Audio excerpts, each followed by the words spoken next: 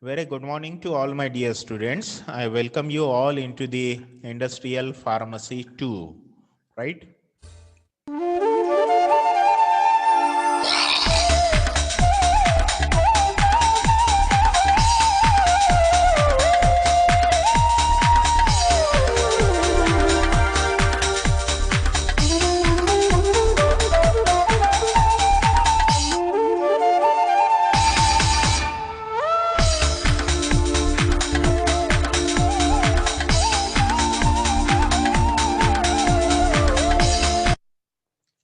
So, dear students, we are on to the regulatory affairs and our today's talk that is related with that of the management of clinical studies.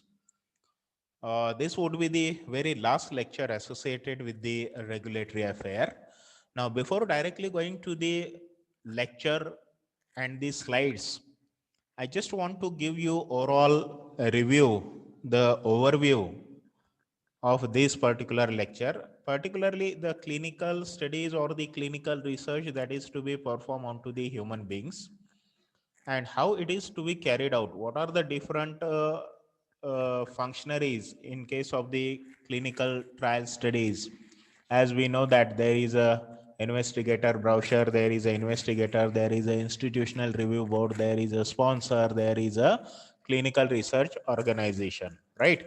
So all these, they are involved in the process of carrying out the clinical trial, giving the drugs to that of the subjects, that is the patients, that is the volunteers, and then collecting the data.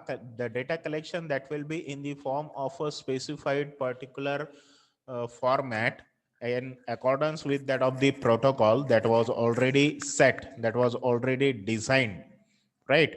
And the data that is to be collected, then this data that is processed, data that will be analyzed, the data that will be represented, the corrections that will be made in order to get the clean data. Now, what is the clean data? Clean data, that is nothing but the data that is error-free data, right? So everything that is in accordance with that of the requirement, which is given by that of the regulatory agencies, like say the FDAs, then it is submitted to the FDA. So FDA that will undergo the process of review of all these clinical data, and based on that, they will gives approval to the new drug application, that is the IND, right? So this is just the overview associated with the process of clinical research, clinical trial, and the clinical studies, and how the overall process is that is going to be managed. So that will be the part of our today's talk in this lecture, right? So with this, we will just move through the slides. Now here what we will going to see, we will going to learn in this particular lecture that what the clinical trial is. Now as far as what the clinical trial and all, already we had gone in much detail almost in every lecture related with that. What is the clinical data management? Then the scope of clinical data management, the data management activities, that will be the part of our today's lecture. Now, before directly going to the details, we must understand few of the terms, like say the CRO. CRO that is generally used in case of the clinical trial, in case of clinical research. So that CRO, that is nothing but the clinical research organization.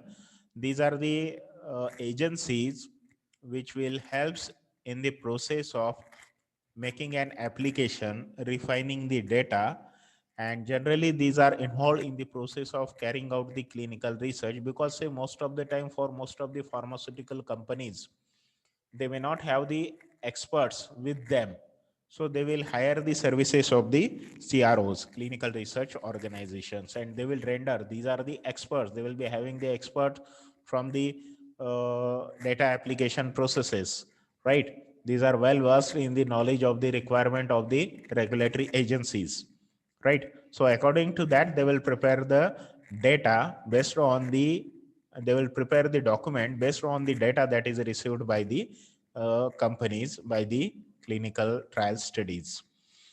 Then there is an informed consent. Informed consent, that is nothing but the document which is to be signed by the subjects, by the patients, by the volunteers who are undergoing the clinical trial, who are taking the investigational drugs, or who are going to be treated by using the investigational new drugs. So the study, what it is, for what purpose it is, that should be clearly instructed, that should be informed to the student, to the volunteers, subjects, and the patients. And based on their consent, the document that is to be prepared, that is said to be the informed consent. And without getting informed consent, the investigational drugs should not be tried. Then there is another functionary which is said to be the institutional review board. Institutional review board, that is nothing but the IRB. It will consist of the group of people who are involved in the process of taking care of the human ethics, human rights.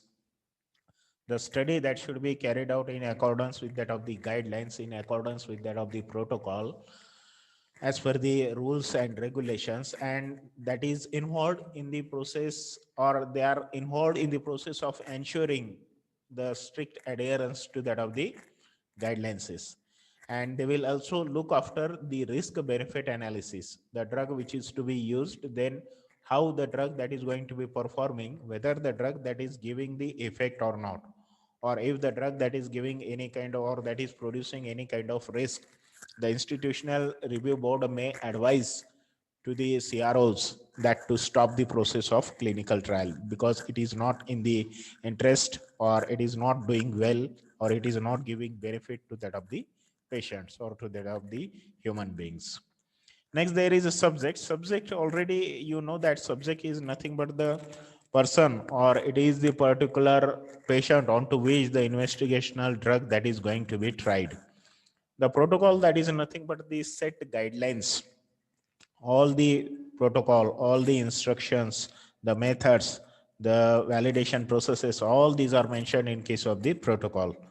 Sponsor is the particular, say, any one individual, that may be the financer, or maybe the pharmaceutical company that may act as a sponsor. Source data, that is nothing but the data which is going to be obtained from that of the volunteers, or the subjects, or the patients, right? So clinical research associates, the clinical investigators, so these, they will going to provide the data. Case report form, CRF, that is nothing but the case report form, which is nothing but the official document which is used in order to collect the data from that of the patient. And this case report form, it is in accordance with that of the protocol, in accordance with that of the instructions that are given. Adverse effect, AE, that is the all kinds of the side effects, right from say the minor headache to that of the severe illnesses, like say the stomach ache, or body ache, or vomiting, or any another kind of interaction associated with that of the drug, or maybe any kind of sensitivity, hypersensitivity reactions.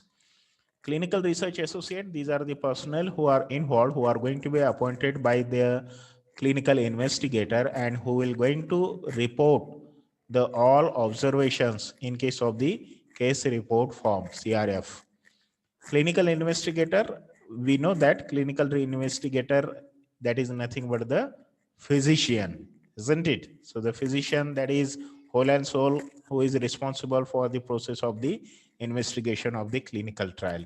And clinical research coordinate, it is the supreme body, it is the topmost functionary which is involved for the overall process of the clinical trials. Now, what it is, that we know that clinical trial, that is nothing but the study which are going to be carried out onto the healthy human beings and the volunteers, in order to ensure that the drug, that is how it is going to be performing, right? So just in order to introduce the drug into the market, we need to go for carrying out the trials, say in a group of population, from smaller to medium to the larger one, and to find the safety, efficacy, and the dose associated with that of the drug for its use in case of the human beings. That is what is said to be the clinical trial. Now, why clinical trials are important? Because say if we are not going to be performing any kind of clinical trial onto the human subjects, and as such, if we are introducing the drug into the market, the drug may not do well. That may lead to the severe hazardous side effects, toxic effects in case of an human beings. So in order to just avoid or just to remove these all and to ensure that the drug is safe for its use, for its treatment in case of the human beings, there is need to go for the process of the clinical trials. The process of overall clinical trial that will passes through the different stages. Now all these stages already we know that it will passes through the some 4 to 5 to 6 to 7. In most of the cases it is mentioned 4. Here it is the sub description has been given, so that's why the number had been increased to the 5, 6 and 7. Now, the first phase that is said to be the preclinical testing, that is to be done in order to ensure the data which is to be obtained from that of the animal studies. So that is the preclinical testing. Once the preclinical data that will be made available, the drug that will be applied for the investigational new drug application IND to that of the FDA. And once we will receive the approval from that of the FDA for this investigational new drug, we can proceed with that of the third, fourth, and the fifth stage. That is the phase 1, phase 2, and the phase 3. Now, in the coming subsequent slide, we will come across with these. Once we will obtain the data for all these phase 1 to phase 3, then we have to apply to that of the new drug application to the FDA. And after getting approval, the drug that can be introduced into the market, and that will be followed by the phase 4 study. So this is the different 4 important phases, that is the phase 1, phase 2, and the phase 3. Phase 1 study, that is in order to ensure the safety, which is to be performed onto the 20 to 80 participants, followed by the phase 2. Phase 2 that will ensure the dosing along with that of the safety, and it is to be carried out onto a larger number of population from phase 1.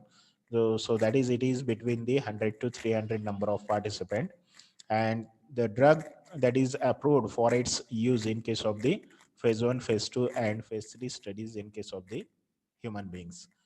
Once the phase 1, phase 2 studies are over, the study that will subject to that of the phase 3 study, phase 3 study that will ensure the safety and the efficacy. See, safety that is most important in case of all these stages, right? So that's why in case of phase 1, phase 2, and phase 3, you will going to find everywhere the safety has been mentioned along with that of the dose, and then in case of the efficacy. So in case of phase 2, the additional is the dosing. In case of phase 3, it is the efficacy. But prime most important, that is from phase 1 to phase 3 and phase 4, that is the safety. So the phase 3 that will consist of the study that is to be performed onto the 300 to 3000 number of participants. And once we will obtain the data related with safety, efficacy, and dosing from phase 1 to phase 3, the drug that is submitted to that of the FDA for the process of approval. The FDA that will undergo the process of review, and based on review, based on their findings, they can give the approval. Now, once the drug that will be approved based on the data which is submitted to that of the FDA, and upon confirmation of these by the FDA, the FDA will give the approval, and after that, the drug that will be released into the market for its post-approval surveillance. So that is the phase 4 study, in which say the 1000 to more than that of the 1000 number of patients onto which the study that is to be carried out. Now, what the particular clinical data management is, or the clinical research management is, the process that will involve the collection of the data, its analysis, its submission into the database, and based on the database, how the reports that will get generated. So based on the reports, based on the graphical representation, some correlation has been made that the drug is safe as far as its effects are concerned. The data need to be collected in the form of a format that is said to be the data capture format, that is the DCF. Now this data capture, it is what? The regardless of whether you are running a small single phase trial, that is the phase 1, or many complex phase 3 trials, you look for ways to ensure that your organization is collecting and managing clinical data reliably, efficiently, and in compliance with that of the industry and the government regulations. So in order to comply with that of all these regulations, there is a standard format which is said to be the data capture format, or the process which is said to be the data capturing. What the data capturing is? Data capturing, that is nothing but the collection of the data. Now this data can be collected how? That can be collected from phase 1 to phase 3 in the form of either the paper data capture, or by in the form of the electronic data capture, or in the form of the remote data capture. The difference between all these three different ways of capturing the data, that is the difference between the paper, electronic, and the remote data capture, as you can see into this particular slide. The paper, that is the data that is entered onto the paper case report form, that is the CRF, right? So the data entered by the associate and will enter the data into the clinical database. Now the disadvantage associated with the paper data collection or the data capture tool format is that it is not the real time, because the data has to be entered into the paper and then it is submitted for the process of the online submission. So it is not real time, it will take some time, right? There is some delay, there is some lag time. Compared to this, if you see the electronic data, the data is captured in the electronic case report form in the online mode fashion. So the investigator, he or she, that will enters the data into the database, and it is the real time access to that of the data. What is going to be entered at the moment, the same, at the same moment it will going to be made available.